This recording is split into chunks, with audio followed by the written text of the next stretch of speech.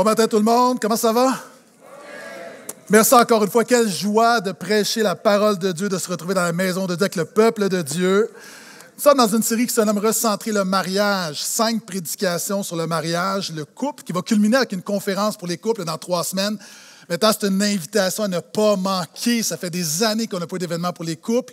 Donc, c'est vraiment un investissement, 50 $ par personne. Je sais, vous dites « Ah, c'est cher », mais combien tu payes ton téléphone par mois? Je te garantis que tu vas avoir une meilleure communication suite à la conférence sur les couples.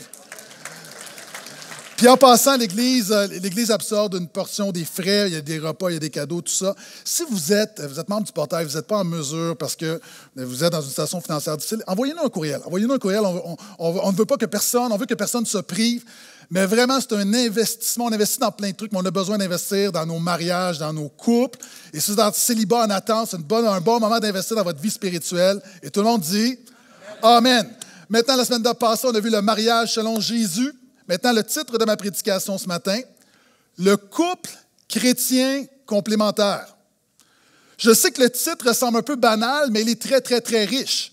Le couple chrétien complémentaire. Pourquoi? Parce que ma cible, elle est triple. Premièrement, je veux parler au couple.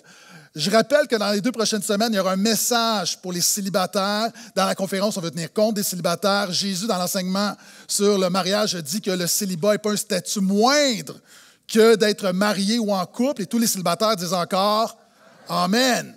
Donc, je veux parler au couple, mais pas n'importe quel couple. Au couple chrétien. Je ne suis pas un coach conjugal. Je suis un pasteur qui enseigne le peuple de Dieu à bâtir son mariage sur la parole de Dieu. C'est un monde de différence. Donc, encore une fois, pourquoi? Parce que la Bible dit de se marier dans le Seigneur. Pourquoi? Parce que la Bible dit que lorsque, par exemple, un croyant, et reste avec moi, là, si tu n'es pas croyant, reste jusqu'au bout, s'il te plaît, je ne veux pas t'offenser, tu vas voir, j'ai de bonnes nouvelles pour toi. Mais quand un croyant se marie avec un incroyant, c'est qu'on se met sous un joug différent, c'est un attelage, puis c'est comme si 2 animaux, tu veux, je vais finir, j'ai une bonne illustration, je vais finir par le dire comme il faut, là. En fait, le verset, c'est « Ne formez pas avec les non-croyants un attelage disparate ». Voilà. Bon. Ça veut dire que si tu prends, par exemple, un bœuf et un cheval, ou peu importe, un âne, 2 animaux de nature différente, c'est difficile d'avancer ensemble. Quand Jésus est le centre de ta vie, quelqu'un ne veut pas avoir Jésus dans sa vie, c'est difficile de bâtir une vie ensemble et il y aura toujours des tensions. Donc, si tu es chrétien, tu veux bâtir ta vie, c'est important de se marier dans le Seigneur. Maintenant, si tu es venu à Jésus et tu étais marié, la Bible dit que par ton témoignage, Dieu peut toucher ton conjoint et ta conjointe. Amen. Dieu a un plan pour ton conjoint et ta conjointe. Maintenant, si tu es ici et que ton conjoint et ta conjointe t'ont amené de force à l'Église pour entendre ce message, je vais être très inclusif. En fait, tu n'es pas exclu. Le plus grand conseil conjugal que je peux te donner, c'est viens à Jésus. Repens-toi, mets ta foi en Jésus, parce que Jésus, le créateur du mariage et le succès des mariages, est centré sur Jésus. Est-ce que je peux entendre Amen? Donc, je parle au couple chrétien complémentaire. Qu'est-ce que je veux dire? OK, ma femme, à un moment donné, elle prend ma voiture, puis elle m'appelle en panique, puis elle me dit « Ta voiture ne démarre pas. » OK, moi, elle a toujours démarré. Elle dit « Ma voiture ne démarre pas. » Puis là, je dis « OK. » Et là, je refais toutes les causes potentielles de problèmes mécaniques. Puis là, je dis, t'as-tu essayé ça? Est-ce que tu as fait ça? Non, non. Ça va? Non. Est-ce que tu as fait ça? Non, non, non. Puis là, à un moment donné, je dis, est-ce que tu as la bonne clé? Elle fait, oh! Ah, ça nous est tous arrivé en même temps, là. C'est que la nature d'une clé, c'est d'être parfaitement façonnée pour une serrure. Maintenant, dans la vie chrétienne, le mariage, c'est d'être complémentaire. C'est-à-dire toutes les petites coches de ta vie et celle de ta conjoint et ta conjointe, Dieu t'amène ensemble pour ouvrir le plan et la bénédiction de Dieu pour ta vie. Donc, il y a beaucoup de couples chrétiens qui ne sont pas complémentaires. Je n'ai pas dit compatibles, j'ai dit complémentaires, c'est-à-dire de réaliser qu'il y a une fonction divine complémentaire pour l'homme et la femme, et c'est ce qu'on va regarder ensemble. Et pour y arriver, on va retourner au modèle divin du couple original. Vous savez, quand une maison se bâtit, on regarde le plan, puis ça, à un moment donné, tu regardes la maison, puis la maison est tout croche. Il y a quelqu'un quelque part qui va dire, on doit retourner au plan. On est d'accord? C'est qu'on s'est éloigné du plan. Maintenant, aujourd'hui, on s'est éloigné du plan de Dieu pour le couple. Et c'est pourquoi c'est intéressant, quand tu regardes Jésus, l'apôtre Paul, à chaque fois qu'il parle du couple, ils vont toujours retourner à Genèse 2. Toujours retourner au plan original, continuellement. Donc, on l'a vu la semaine dernière, Matthieu 19, quand Jésus parle du mariage, il dit « au commencement ». Il n'en était pas ainsi. Quand tu vois l'apôtre Paul, à un moment donné, il parle de la relation de l'homme et de la femme et ramène à Genèse 2. À un moment donné, lorsqu'il veut dénoncer, il veut parler d'éthique sexuelle, revient à Genèse 2 continuellement. Et c'est ce qu'on va voir ensemble. Et tu as besoin de comprendre, okay? Parce que souvent, plusieurs chrétiens voient Genèse 2 comme « oh oui, mais ça, c'était avant. Maintenant, Jésus fait toutes choses nouvelles. » Écoute bien, okay? C'est très, très profond théologiquement ce que je vais te dire. Ça ne vient pas de moi, ça vient d'un grand théologien qui s'appelle Herman Bavinck. La grâce n'annule pas la nature. La grâce restaure la nature. Jésus n'est pas venu pour effacer Genèse 1-2, il est venu pour restaurer Genèse 1-2. Ce qu'on voit sur le couple en Genèse 2, c'est le plan de Dieu, c'est ce qui est bon, et c'est ça que Jésus vient restaurer. Est-ce que je peux entendre un amen à ça? Donc, sans tarder, si tu as ta Bible, ouvre avec moi dans Genèse. Ça va être très facile à trouver, Genèse 1.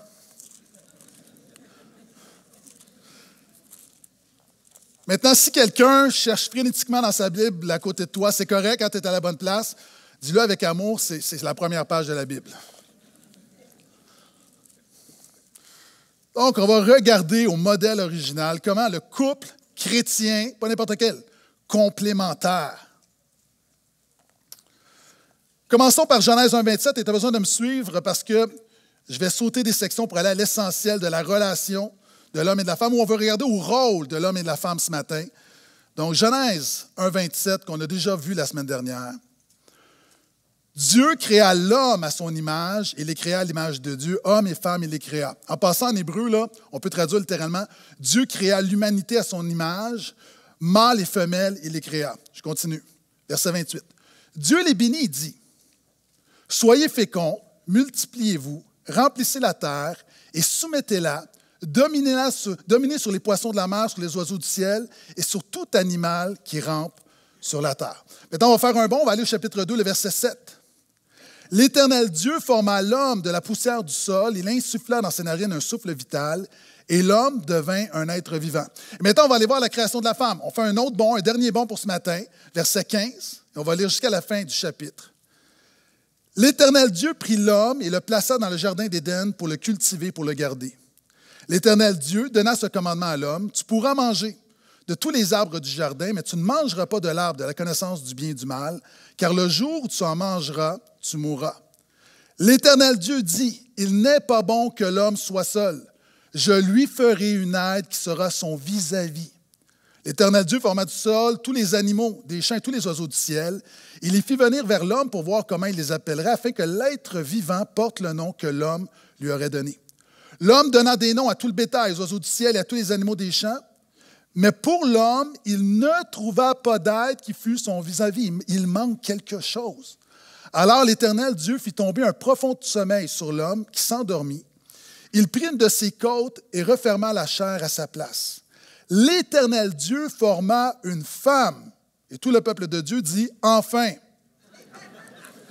L'Éternel Dieu forma une femme de la côte qu'il avait prise à l'homme. Il l'amena vers l'homme. Et l'homme dit « Cette fois, c'est l'os de mes os, la chair de ma chair, c'est elle qu'on appellera femme, car elle a été prise de l'homme. » En hébreu, c'est elle qu'on appellera Isha, qu'elle a été prise de Ish. Donc, il y a quelque chose de très complémentaire. C'est pourquoi l'homme quittera son père et sa mère, s'attachera à sa femme, ils deviendront une seule chair. L'homme et sa femme étaient tous les deux nus et n'en avaient pas honte. Est-ce qu'on peut dire un amen à ça? OK, il y a plusieurs clés très pratiques pour nos couples aujourd'hui. Et je commence avec la base. Premièrement, vois l'image de Dieu dans ta femme ou ton mari. On commence là. Quelqu'un a dit, vous avez déjà entendu, on dit que l'amour rend aveugle. Le mariage donne la vue.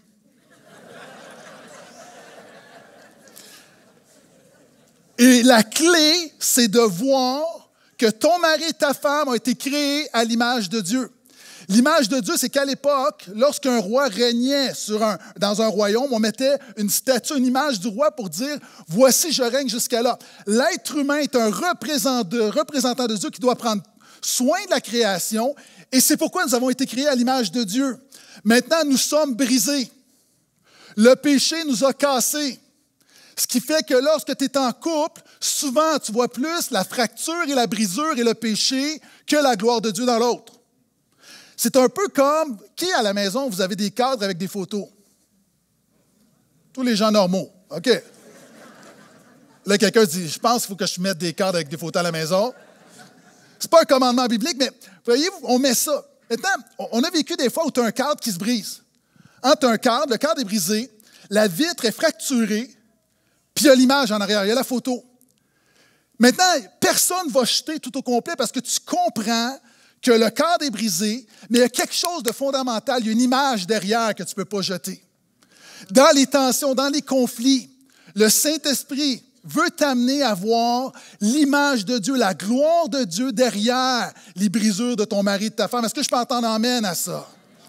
Et c'est pourquoi le chrétien, quand tu regardes un cadre brisé, puis tu as le droit de dire, si tu es marié, tu as le droit de dire à quelqu'un à côté de toi, tu es un cadre brisé.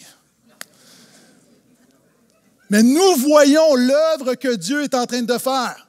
C'est pourquoi la Bible dit que par Jésus, nous sommes transformés à la même image. Le couple chrétien a des ressources que les non-chrétiens n'ont pas. Nous connaissons le Dieu qui restaure, qui transforme et qui peut changer ton mari et ta femme. Ça, c'est la bonne nouvelle.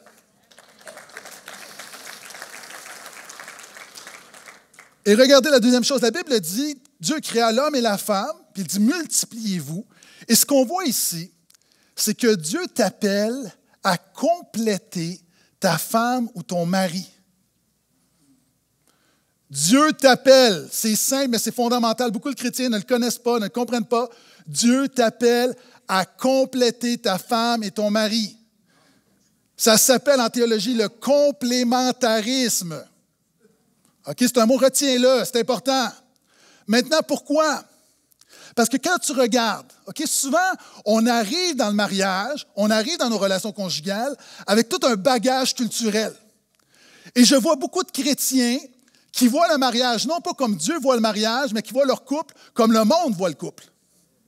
Et souvent, on arrive, par exemple, on n'est pas dans le complémentarisme, il y en a beaucoup qui sont dans l'individualisme. Tu vois ton couple pour répondre à tes besoins à toi, mais tu n'as pas compris que ce n'est pas ça le mariage. Vous savez, il y a des études psychologiques qui ont été faites au niveau des couples, puis c'est une image. Dans un couple, il y a comme une banque émotionnelle. Comme dans ton compte de banque, tu dois faire plus de dépôts que de retraits. Hein, puis c'est quoi un dépôt? Hein, on pourrait dire que c'est le langage de l'amour, c'est-à-dire quand tu donnes à ton conjoint, à ton mari, ta femme, des paroles d'encouragement, des paroles valorisantes, passer des moments de qualité ensemble, tu fais un dépôt. Quand des cadeaux, c'est un autre dépôt. Quand tu rends des services, quand des gestes d'affection, c'est que tu déposes, tu déposes, tu déposes, tu déposes. Pourquoi? Parce que la vie n'est pas facile. Puis à un moment donné, il y a une épreuve qui arrive puis tu dois faire un retrait. Puis déjà, tu dis, mais nous, là, on est tellement dans une guerre froide, il n'y a pas de retrait. C'est un virement automatique. Tu ne sais pas, mais ton compte de banque diminue. Et on dit que pour un retrait, ça prend 5 dépôts. Le problème, c'est qu'il y a des chrétiens qui sont ici ou qui m'écoutent en ligne. Et tu es dans une dynamique où tu fais beaucoup de retraits, tu as cessé de faire des dépôts. Tu es dans une vision individualiste du mariage et tu vas faire faillite. On arrive quelquefois où on est influencé par la culture, puis on arrive avec un autre modèle. C'est le féminisme. Hein? Des fois, je parle avec des sœurs, puis elles me disent, mais moi, je suis une féministe. Ben moi aussi, des fois, je suis féministe. Pour vrai, ça dépend de quel type de féminisme que tu parles. Je le dis parce que je vais interagir avec la culture. Il y a des gens qui réfléchissent, il y a des gens qui arrivent, il y a des gens qui ont entendu des trucs à l'université. Il y a 4 vagues de féminisme en passant. La première vague, au début des années du 20e siècle, c'était pour le droit de vote des femmes. Je suis féministe, je suis pour le droit de vote des femmes. Je pense que les femmes doivent voter. OK, il y a un homme qui dit « Amen », 2, 3 femmes qui murmurent, c'est correct. Dans les années 60, il y a une deuxième vague où là, c'était sur la reconnaissance sociale, c'était sur, notamment au milieu de travail, un salaire équivalent. Dans ce sens-là, je suis féministe. Je pense qu'une femme qui fait le même job qu'un homme ne devrait pas être moins payée. Question de justice biblique. OK? Mais dans les années 80, il y a eu une troisième vague où là, on a commencé à remettre en question ce qu'on dit le rôle traditionnel, mais c'est plus le rôle naturel, où on a commencé à mépriser le mariage, mépriser la maternité. Mais là, je suis hâte. Là, j'ai arrêté d'être féministe.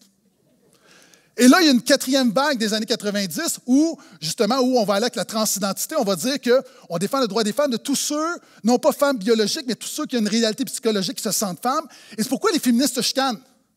Parce qu'il y a des féministes plus âgés qui disent « Hey, toute notre vie, on a milité pour le droit des femmes, puis là, vous dites qu'une femme, ça n'existe plus. » Donc, de quel type de féministe que tu es? Maintenant, voici mon point.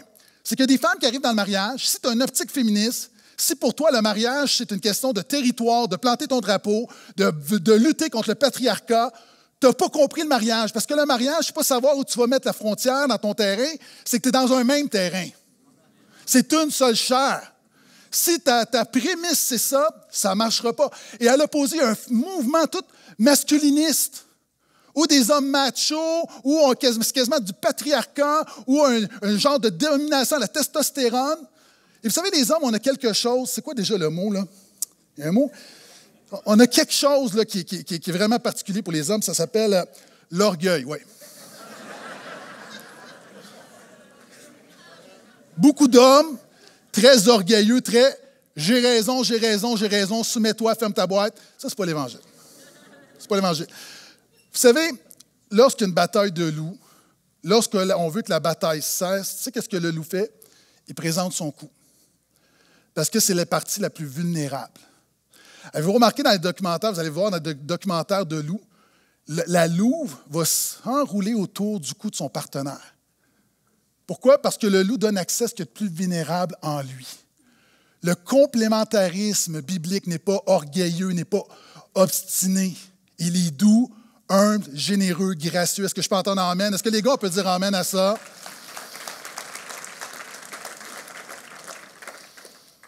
Et quelquefois, il y a aussi tout un mouvement égalitariste où on dit que l'homme et la femme sont interchangeables. Mes amis, selon la Bible et selon l'homme et la femme ne sont pas interchangeables. Je l'ai déjà dit, tu peux prendre deux ballons, ballon de football, basketball, tu peux les interchanger, ça ne fonctionne pas. C'est deux ballons, mais chaque ballon a une composante, une forme, une intention. Si tu veux jouer au basket avec un ballon de football, bonne chance. Maintenant, de la même manière, l'homme et la femme, nous sommes des ballons. Dis pas ça à ta femme, OK? Dis pas que tu es un ballon. C'est pas... Nous ne voulons pas faire tes funérailles cette semaine, OK? L'homme et la femme sont des ballons, mais des ballons différents qui ont des fonctions différentes. Est-ce que je peux entendre amène à ça? Donc, qu'est-ce que la Bible enseigne et qu'est-ce que nous croyons? Nous croyons que l'homme et la femme sont égaux en dignité et en valeur. Est-ce que je peux entendre amène à ça? Est-ce que les hommes, c'est plus important? Non. Est-ce que les femmes, c'est plus important? Mais nous avons des rôles différents, complémentaires. Selon l'idéal de Dieu, un papa, ce n'est pas une maman, ce n'est pas un papa, un homme, ce n'est pas une femme, ce n'est pas un homme, un mari, ce n'est pas une épouse, ce n'est pas un mari. Ça ne veut pas dire que dans certaines conditions monoparentales où une maman, un papa doivent faire les différents rôles. Je dis juste que dans le plan de Dieu, ce n'est pas interchangeable. Des rôles différents, complémentaires. Est-ce que ça va jusqu'à maintenant? OK, voici la prochaine étape. Lorsqu'on voit dans Genèse 2, le verset 15 à 17, permets-moi de le relire. L'Éternel Dieu prit l'homme et le plaça dans le jardin d'Éden pour le cultiver et pour le garder, littéralement pour servir et garder.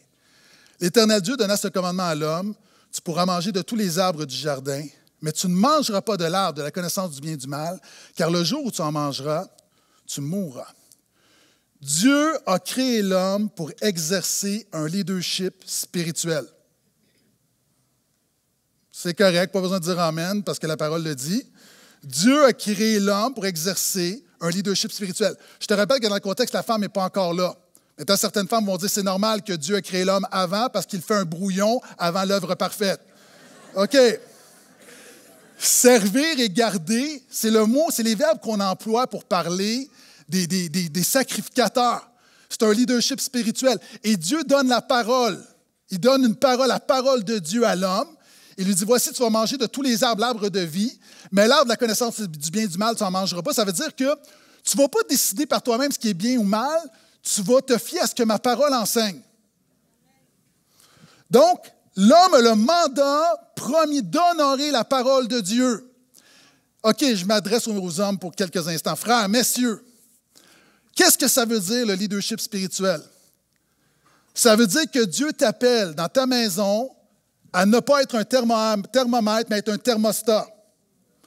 C'est toi qui dois fixer la chaleur spirituelle de ta maison. Ça ne veut pas dire que les femmes ne le font pas. Je m'adresse aux hommes. Je dis juste que tu ne peux pas te désengager spirituellement de ta maison. Dieu t'appelle à fixer la chaleur spirituelle de ta maison. La Bible dit, « Moi et ma maison, nous servirons l'Éternel ». C'est Josué qui le dit, ce n'est pas sa femme. Tous les chrétiens ici, tu devrais toi-même être capable de dire aux gens de ta maison, « Soyez mes imitateurs comme je le suis moi-même de Christ ». Ça ne veut pas dire que nous sommes parfaits, mais un homme chrétien, membre du portail, qui ne peut pas dire ça humblement à son entourage, c'est que tu ne réponds pas à ce pourquoi Dieu t'a créé. Dieu t'appelle à un leadership spirituel. Est-ce que je peux entendre amen? Ça veut dire quoi? Ça veut dire qu'un homme chrétien, membre du portail, tu devrais être reconnu dans ta maison comme un homme de la parole de Dieu. Comme un homme de prière, tes enfants devraient savoir, si on dit « Où est le lieu secret de papa? » Ils devraient dire « Voici où est le lieu secret de papa. » Ta Bible ne devrait pas être pleine de poussière dans la bibliothèque. En tant qu'homme, encore une fois, ce matin, merci d'être là. Mais des fois, quand j'entends des femmes qui me disent « Ah, pour venir à l'église, puis là, finalement, mon mari ne veut pas. » Le mari est le premier motivé à aller dans la maison de Dieu le dimanche. Un leadership spirituel du mari, c'est que tu ne demandes pas aux enfants, vous en pensez quoi, on va faire un caucus? Non. Tout a toujours rapport avec Jésus. Nous sommes à l'église le dimanche. Puis encore une fois, c'est important d'avoir un leadership. Vous savez, si on fait des réunions de prière, beaucoup de réunions de prière sont remplies de femmes. C'est le symptôme d'une culture où des hommes se sont désengagés spirituellement. C'est intéressant parce que dans Timothée, quand on parle du rôle de l'homme dans l'Église, Paul parle de la prière.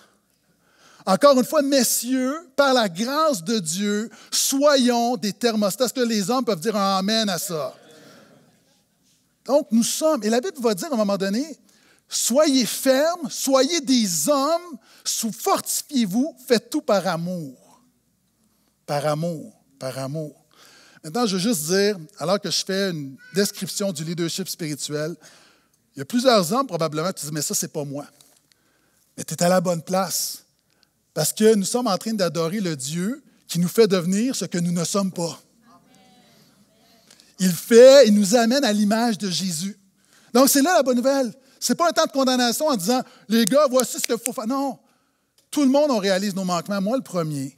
Puis nous sommes devant Dieu en disant, Seigneur, donne-moi d'être un homme selon ton cœur qui fait ce que tu m'appelles à faire. Amen? Et je continue. Donc, regardez le verset 18 à 20. L'Éternel Dieu dit, « Il n'est pas bon que l'homme soit seul, je lui ferai une aide qui sera son vis-à-vis. » L'Éternel Dieu forma du sol tous les animaux des champs et tous les oiseaux du ciel. Il les fit venir vers l'homme pour voir comment il les appellerait. C'est important, en passant. Afin que tout être vivant porte le nom que l'homme lui aurait donné. L'homme donna des noms à tout le bétail, aux oiseaux du ciel, à tous les animaux des champs. Mais pour l'homme, il ne trouva pas d'aide qui fût son vis-à-vis. Dieu a créé la femme pour être une aide spéciale. Les femmes sont spéciales.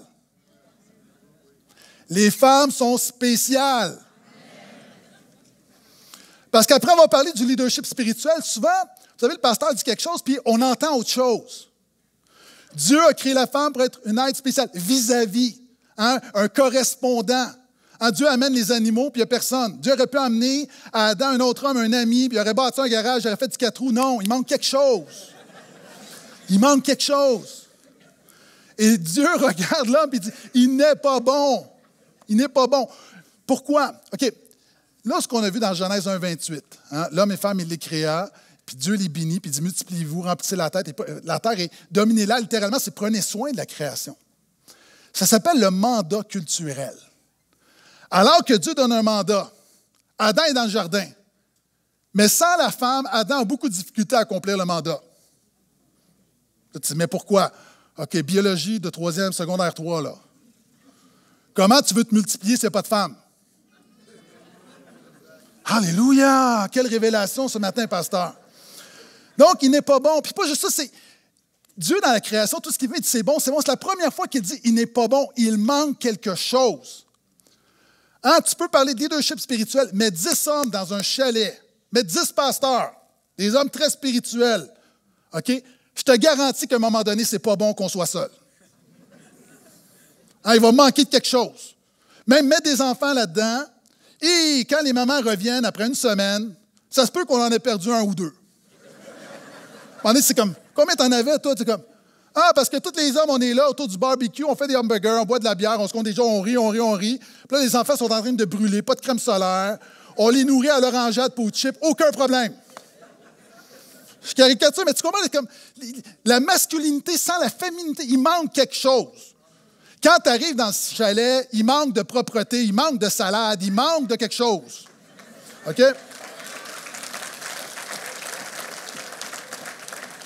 Et Dieu dit, il n'est pas bon. Il dit, je lui ferai une aide. Et cette aide-là, encore une fois, nous, on entend quelque chose que la culture n'entendait pas. Il dit, je lui ferai une aide. Le mot aide, c'est une aide divine. On pourrait traduire par « je lui ferai un secours ». D'ailleurs, quand le psalmiste dit « d'où me viendra le secours, d'où me viendra l'aide », c'est le même mot. En fait, ce que Dieu est en train de dire, c'est que je vais faire à l'homme une aide divine. La femme est pour l'homme une aide comme Dieu est une aide pour l'homme. Si tu es en couple, tu as le droit de dire à ton mari « je suis comme Dieu pour toi ».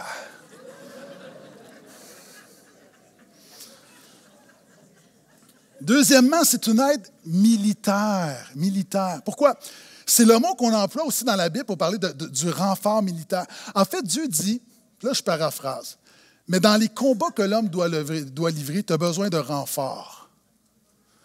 En passant, beaucoup d'hommes marchent dans la défaite de leur vie parce qu'ils se privent de l'aide de leur femme.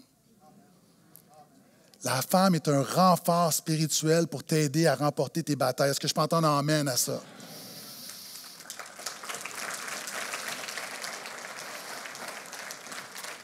Vous savez, quand je prends une gorgée d'eau, c'est qu'il y a quelque chose de corsé qui s'en vient.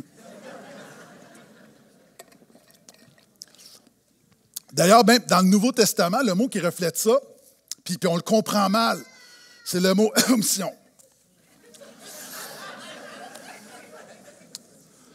Soumission. Puis là, c'est encore une fois, nous, on comprend domination. C'est pas du tout ça. Vous savez, quand je prêchais à Paris à un moment donné, d'une culture à l'autre, on comprend les mêmes mots différemment. Je prêche à Paris, puis il y a des Français qui sont ici. Puis à un moment donné, vous savez, j'interagis avec l'Assemblée, puis je suis en train de prêcher, puis je pose une question rhétorique, puis il y a une sœur qui répond. Puis je dis, wow, hey, elle est bonne. Vraiment, t'es bonne. Tu sais? Et là, l'Église fait, wow! Là, je suis comme, il se passe quoi, là? Moi, je comprends rien, là. Puis là, je vois comme le malaise, là, tout le monde. Puis là, le pasteur est presque. Il veut me demander d'arrêter de prêcher. Je ne comprends pas. Parce que dans la culture française bonne, une connotation sexuelle, c'est dégradant. Maintenant, c'est pas moi le problème, c'est les Français. Sérieusement. Sérieusement, hein? Puis je sais qu'il y en a qui écoutent, c'est que. Prends le dictionnaire Larousse, Robert. Bonne veut dire quoi? Bonne, la qualité de ce qui est bien. C'est un mot qui est pur, qui est noble. Moi, je suis pur comme la colombe. Si toi, tu comprends autre chose, c'est ton péché. Repens-toi. Puis nous, quand on entend soumission, c'est comme, oh, domination, teintée par le péché. À l'époque, on comprenait collaboration.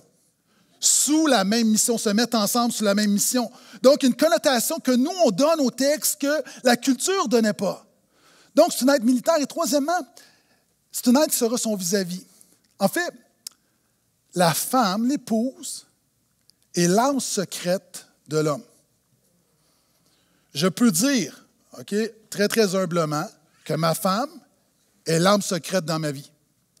Il y a des choses que personne ne voit en tant qu'homme, en tant que père, en tant que pasteur, que je suis grâce à ma femme. L'épouse est l'âme secrète de son mari. Tu as le droit de dire à ta femme, tu es mon âme secrète. Et souvent, l'homme, on ne le voit pas comme ça. Et l'aide, c'est ça, l'aide, ce n'est pas une subalterne, ce n'est pas une employée, une assistante. Voici, c'est pas ça que la Bible enseigne. Dieu a créé la femme pour être une aide semblable. Et regardez ce qui se passe ensuite, verset 21. Alors l'Éternel Dieu fit tomber un profond sommeil sur l'homme qui s'endormit. Il prit une de ses côtes et referma la chair à sa place. L'Éternel Dieu forma une femme de la côte qu'il avait prise à l'homme, il l'amena vers l'homme. Voici le principe. Ici, tu vois, là, c'est qui le sujet de ce passage-là? C'est pas une question difficile, là. OK, vous ne voulez pas collaborer, c'est correct. Je vais vous la donner, la réponse. C'est Dieu. Dieu est au centre. Maintenant, voici une clé. Garde Dieu au centre de ton couple. Qu'est-ce que je veux dire? OK. Tout ce qui prend place dans la vie de la femme, l'homme dort. As-tu remarqué? C'est pas l'homme qui le fait, c'est Dieu qui fait quelque chose dans la femme, puis l'homme est en train de dormir.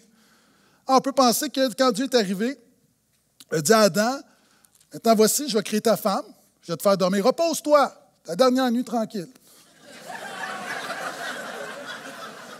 Je ne sais pas. Non, mais j'ai une meilleure interprétation. Pourquoi Dieu fait dormir Adam? Pour lui faire réaliser qu'il va faire dans la vie de sa femme ce que Dieu seul peut faire. Vous savez, il y a des gens ici, on fait face à des défis, puis on ne peut pas changer notre mari et notre femme. Mais le chrétien connaît le Dieu qui peut changer ton conjoint et ta conjointe. Ça, c'est la bonne nouvelle.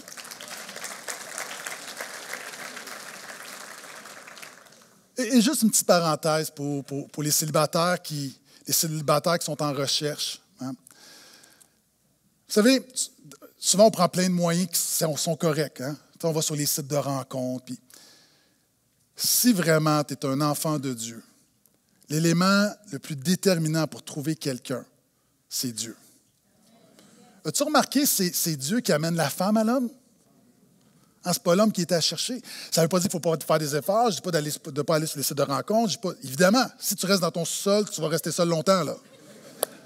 Juste que des fois, on fait les choses par nos propres forces et le chrétien fait confiance à Dieu. Tu crois que Dieu a quelqu'un de préparé pour toi et qu'il te prépare pour quelqu'un. La Bible dit, celui qui a trouvé une femme a trouvé le bonheur. C'est une grâce que l'Éternel lui a faite.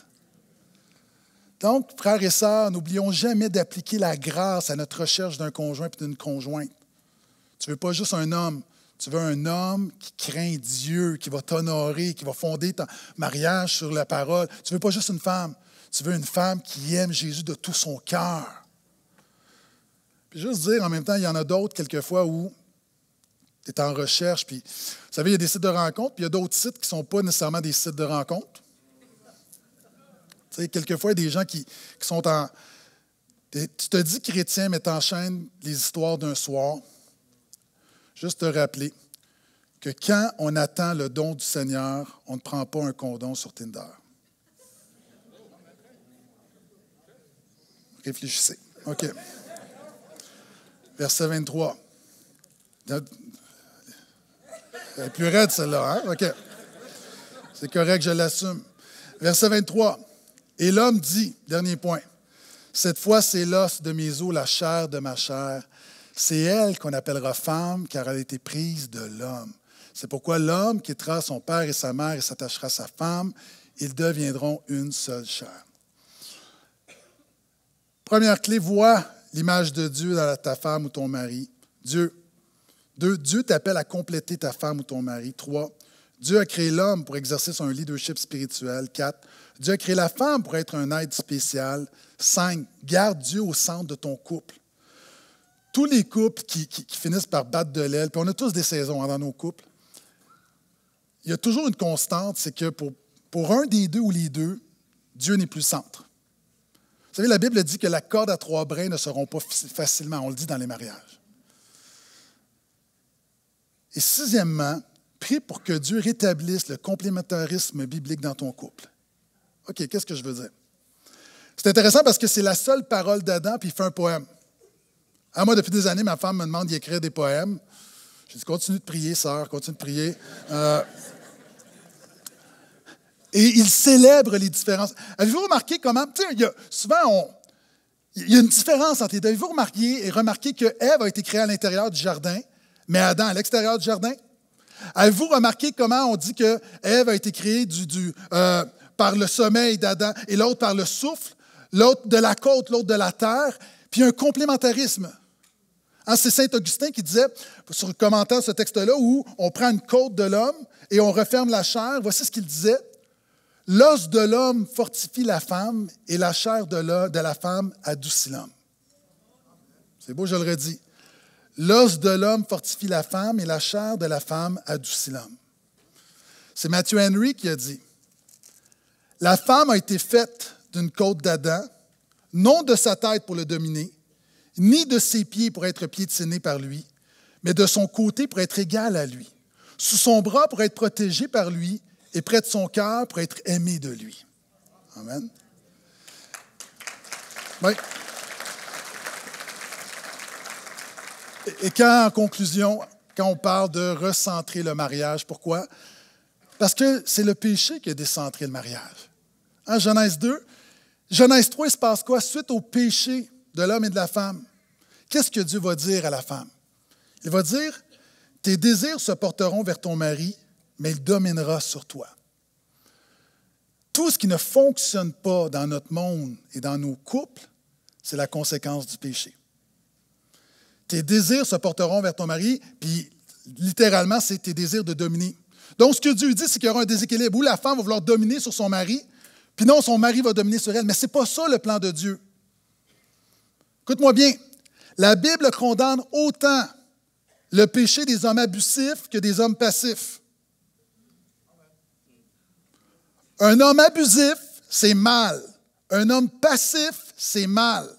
Autant qu'une femme contrôlante, qu'une femme indifférente. Les deux sont autant péchés. Et la meilleure clé pour comprendre, en terminant pendant que les musiciens viennent me rejoindre, pour comprendre, c'est quoi le complémentarisme?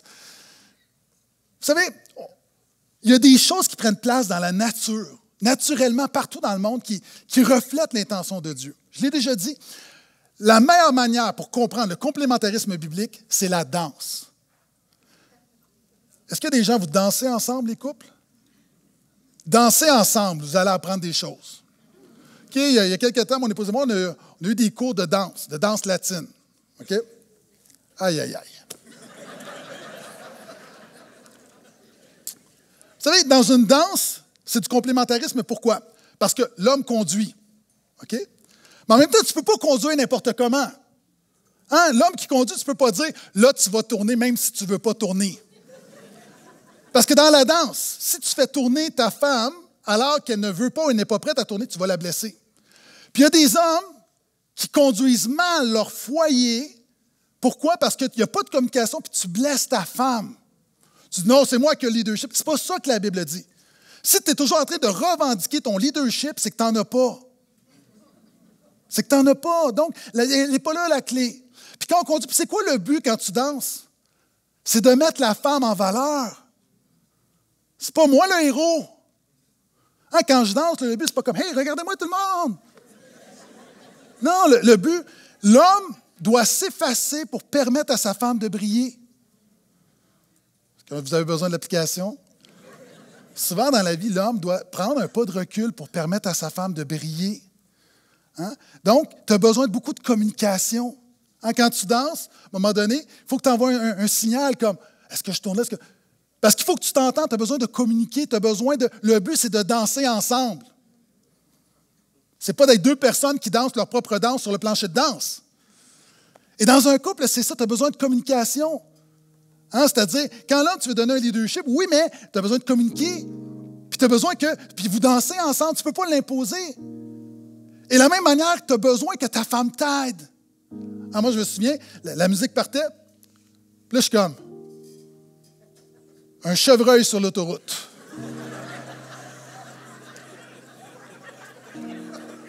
C'est moi qui est supposé conduire, mais j'ai même pas idée c'est quoi. Là, je suis comme, salsa, mambo, samba, rumba, merengue. Non, bachata. Ah, OK. C'est quoi ça déjà? C'est moi qui lead. Mais vous comprenez, c'est que tu fais ça ensemble.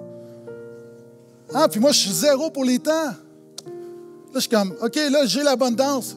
Quand est-ce qu'on part? Là, ma femme m'aide. 5, 6, 7, ah, OK. Là, j'ai l'air d'un héros, mais non, en fait, c'est ma femme qui a tout fait. Et voyez-vous, c'est ça un couple. Dans un couple, c'est Quand on parle de leadership de l'air, c'est que tu danses ensemble. C'est pas d'imposer ta volonté à l'autre. Tu as besoin de t'entendre. Puis tu as besoin aussi de... Puis la femme, il faut qu'elle soit réceptive.